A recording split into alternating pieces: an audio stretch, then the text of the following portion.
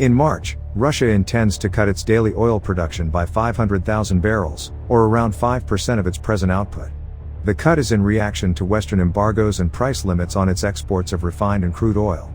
Long-term effects on world oil prices are unlikely to be noteworthy due to this one-time reduction. Further reduction, however, would result in higher oil prices, especially since China's projected lifting of COVID-19 limitations will increase demand for oil. The price caps that the G7 countries endorse may be jeopardized by this action. These were put in place to guarantee that Russian oil keeps entering the world market and to stop unexpected price increases when their countries experience excessive inflation. A specialist in energy policy at the Bruegel think tank in Brussels, Simone Tullier, speculates that Russia is attempting to weaponize oil, much as it did with natural gas the previous year. We will now discuss Russia's plans for the upcoming month, which pose a serious threat to the EU and G7 nations. Global oil demand is expected to rise once more in 2024, with China leading the way. Furthermore, a recent rise in air travel serves as a reminder of the role jet fuel has had in this expansion.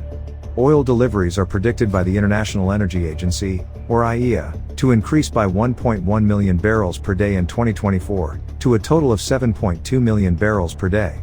This will cause the daily demand for oil to reach a record-breaking 101.9 million barrels. The West's recent oil limitations and price caps, according to the IEA assessment, will be crucial in fulfilling the rising demand. The market will also be impacted by Beijing's position on exports and domestic refinery operations. Furthermore, it is anticipated that new refineries in China, the Middle East, and Africa will meet the growing demand for refined goods. According to the survey, the market could resolve the issue if the price cap on products is effective. To prevent stock shortages in the future, additional crude supplies might be required. Russia, meantime, makes a lot of money from the production of oil. The West imposed harsh sanctions on Russia due to their annexation of Ukraine, but the country's oil sector has persevered. They even sent oil to China and India rather than the West in 2023, increasing their daily output by 1.5% to 10.7 million barrels. Sadly, there are restrictions on the price they can charge for their oil, which may make it more difficult for them to maintain their current output levels. Oil producers in Russia encounter many obstacles in their efforts to market their crude. This entails paying exorbitant shipping fees because there aren't enough tankers and providing discounts to draw on a small pool of customers. Their ability to run their business profitably is being hampered by these problems. However, lowering production to create a seller's market as opposed to a buyer's market is one possible tactic for Russia. Expert in commodities at Sebab Beyond Shieldrop speculates that this could be Russia's objective. Despite Russia's assertions to the contrary, many think the sanctions were the sole reason they decided to reduce output. It was no longer conceivable for Russia to avert a decline in output, as it had done in the past. Additionally, longer delivery periods to farther-flung locations in Asia are making it more difficult for Russian oil producers to locate storage space for their production. They are having more difficulty finding new customers as a result. Russia does not have much room to store oil domestically, and it is expensive to store it abroad in nations like the United Arab Emirates. Russia has taken into account the quantity of crude and oil products that can be sold to nations who follow the price cap in order to regulate this. They have therefore made the decision to cut back on oil output in order to guarantee that their exports only reach nations like Turkey, China, India, and others who have not ratified the quota. Tatiana Arlova, a well-known economist at Oxford Economics, verified this tactic. Russia's budget deficit hit $25 billion in December, the highest level in many years. This is due to the fact that the country's finances have suffered as a result of the Western oil sanctions, with a 46% decline in oil and gas income. Analysts predict that in order for Russia to recover from this, oil prices will need to climb sharply. Additionally, this would raise revenue and exacerbate the issues now facing Western economies due to inflation. It's bad news for Western nations that Russia can reduce its oil production much further. Russia's current production rate of 10.9 million barrels per day is more than what their budget was based on, which was only 9.8 million barrels, according to Alexander Isakov, a specialist at Bloomberg Economics. Similar to how they have manipulated the gas market in the past, Russia may be using this March output decrease to influence the oil market. The West has previously charged Russia with using natural gas as a weapon. The majority of Russia's gas deliveries to Europe were stopped by gas exporter Gazprom last year. They also offered weak justifications like payment and technical difficulties. Western officials interpreted this action as Moscow using its position as the EU's largest natural gas supplier as payback for the EU's support of Ukraine. About 45% of the gas imports into the EU in 2022, including liquefied natural gas, came from Russia. The EU experienced significant difficulties as a result of the sharp increase in natural gas prices, which raised inflation and hampered the post-pandemic economic recovery. To replace the gas that was lost from Russia, Europe has discovered other sources. Concerns of blackouts and energy shortages have subsided as a result. Due to the mild weather and decreased demand, the price of gas has also decreased, but it is still greater than it was at the start of 2022.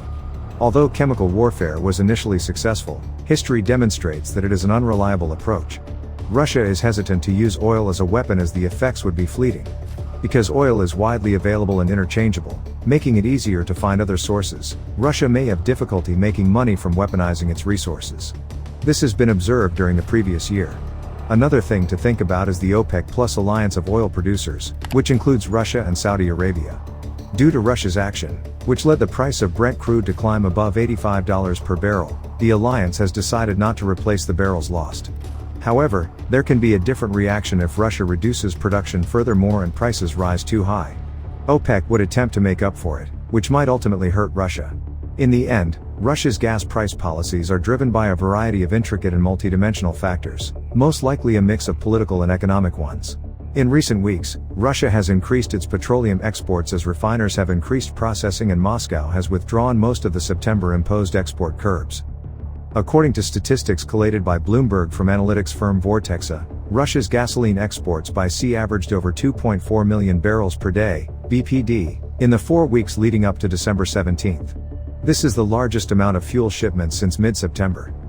The data shows that weekly petroleum exports reached a record high of over 3 million BPD in the week ending December 17, the highest since the end of March.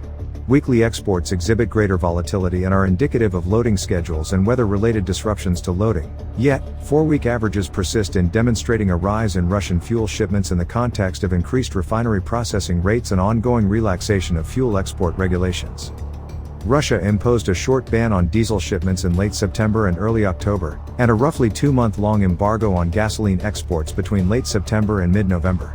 Russia's desire to stabilize domestic fuel prices in the face of skyrocketing crude costs and a declining ruble served as the driving force for the prohibitions. Estimates of Russian oil supply to the market and Moscow's adherence to its promised export curbs are further complicated by the most recent spike in gasoline exports and the ongoing high observed crude oil shipments. In a show of support for its OPEC Plus partner Saudi Arabia, which is willingly reducing its oil production by 1 million barrels per day until 2023, Russia has committed to reducing its oil exports by 300,000 barrels per day until the end of 2023. In May and June of 2023, which will be the reference export levels for the cut, which would consist of 300,000 BPD of crude and 200,000 BPD of refined products, Russia announced at the most recent OPEC Plus meeting that it will expand the export cut to 500,000 BPD in the first quarter of 2024. Russia has withheld information regarding its oil production and exports since the invasion of Ukraine, claiming that the West may use this information to locate and impose restrictions on Russia's oil shipments and income. What are your thoughts on Russia's new plan to increase oil prices? Will this make economic recoveries much harder for the G7 countries? Let me know down below.